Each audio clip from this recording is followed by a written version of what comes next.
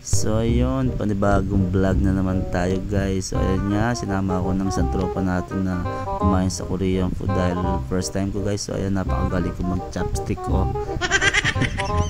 So ayun guys, ngayon lang kasi ako nakapasok sa mga gantong kainan guys. Alam nyo naman, mas gusto natin minsan sa mga turo-turo guys. So ayan, tingnan naman, napakagaling ko mag chopstick. Buti na lang walang mga nakakakitang Korean sa atin, kundi baka mamaya tawanan tayo dyan. So ayan guys, ayan masarap ng mga pagkain nila dito guys.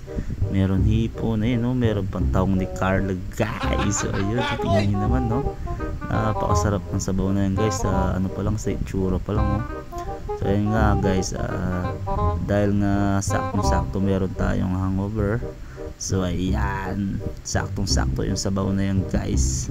So ayan guys, tara po, lamon po tayo. So ayan nga guys, nag-uumpisa na ako lumamon. So ayan nga guys, dahil nga hirap na hirap ako mag chopstick, ayan, nagkutsara na ako guys.